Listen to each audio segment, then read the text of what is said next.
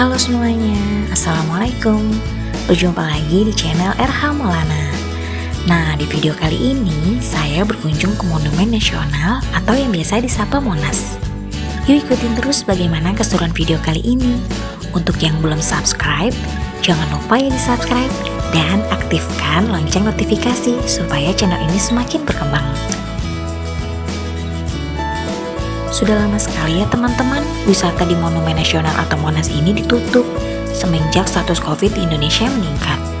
Dan baru saja saya dapat informasi dari berbagai media bahwa Monas ini telah kembali dibuka. Yeay, kembali dibuka. Yuk ikutin terus keseruan jelajah bersama kita di Monumen Nasional.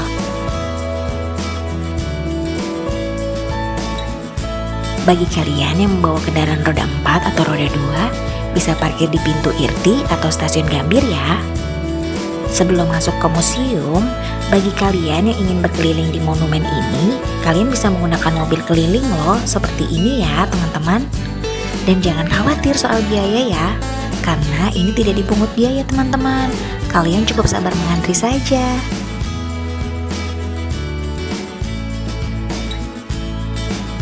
Di hari weekend ini banyak sekali yang berkunjung ke monumen ini. Mungkin dikarenakan warga Jakarta atau warga luar Jakarta sudah lama sekali tidak liburan ke Monumen Nasional ini. Dan setelah mendapatkan informasi bahwa Monas telah kembali dibuka, jadi selama ini deh yang berkunjung ke monumen ini teman-teman. Di samping harga tiket masuknya yang terjangkau, mungkin Monas ini menjadi salah satu tempat yang ditunggu oleh warga Jakarta untuk bisa liburan di tempat ini. Untuk teman-teman yang ingin naik sampai ke puncak Monas, ada kuotanya ya teman-teman. Satu sesinya sebanyak 200 orang saja yang bisa naik. Setelah itu bisa lanjut ke sesi berikutnya ya.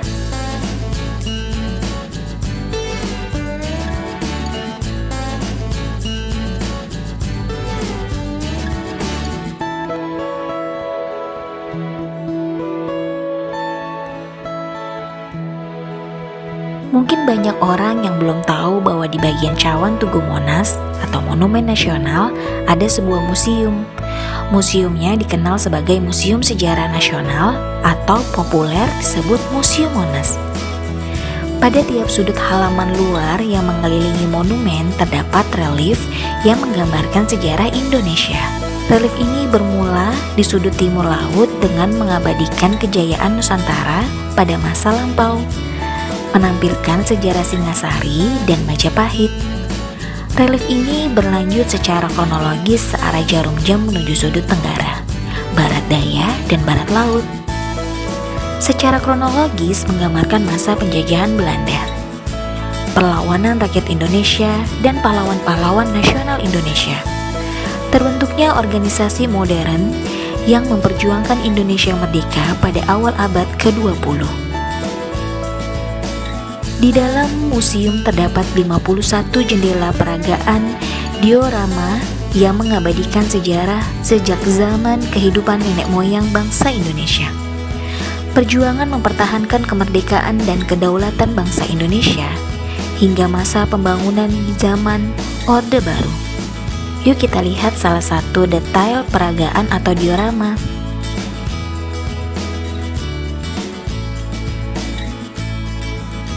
Di sini ada perang Imam Bonjol tahun 1821 sampai 1837.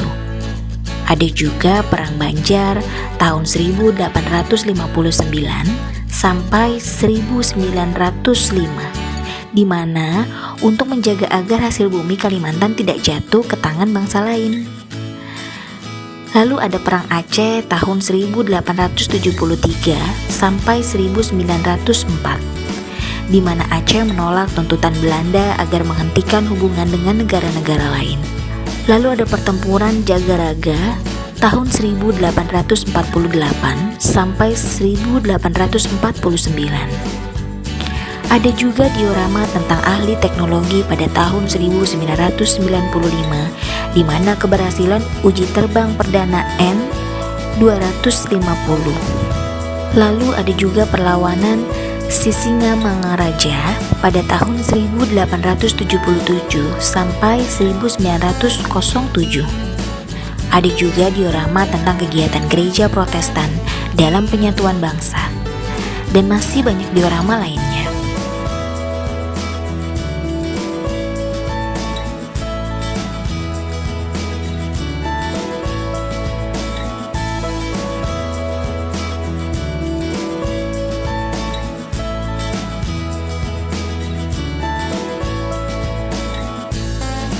Bagi kalian yang mendapatkan tiket ke top Monas atau puncak Monas, bisa menggunakan jalur tangga ini, yang mana bisa mengarah lift yang biasa digunakan untuk bisa naik ke puncak Monas ya.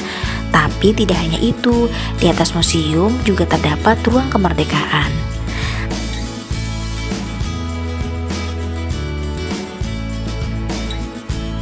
Untuk informasi harga tiketnya bervariasi ya teman-teman, tergantung dari bagian mana teman-teman ingin mengunjungi wisata ini.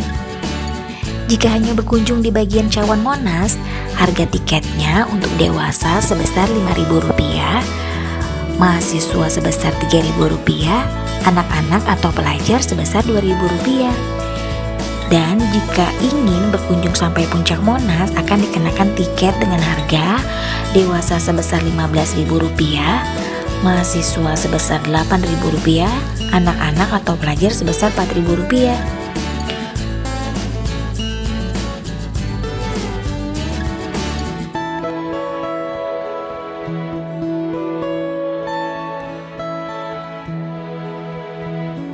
Nah, di sini kalian bisa lihat berapa banyak orang yang menunggu antrian agar bisa sampai ke top atau puncak Monas. Ramai sekali ya teman-teman. Yuk kita lanjut masuk ke ruangan kemerdekaan. Ruangan ini menyimpan simbol kenegaraan dan kemerdekaan Republik Indonesia. Di antaranya naskah asli proklamasi kemerdekaan Indonesia yang disimpan dalam kotak kaca di dalam gerbang berlapis emas, lambang negara Indonesia, dan dinding yang bertulis naskah proklamasi kemerdekaan Republik Indonesia. Di dalam ruang kemerdekaan Monumen Nasional ini digunakan sebagai ruang tenang untuk mengeningkan cipta dan bermeditasi mengenang hakikat kemerdekaan dan perjuangan bangsa Indonesia.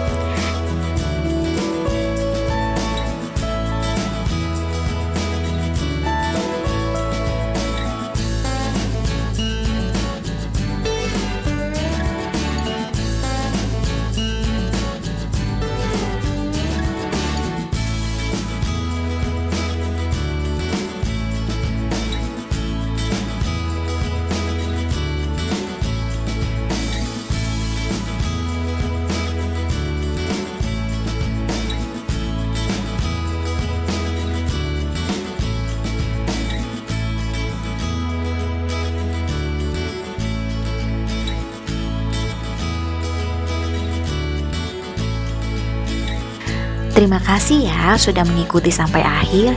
Jangan lupa subscribe dan aktifkan lonceng notifikasi supaya tidak ketinggalan di video selanjutnya. See you next time. See you next video. Dadah.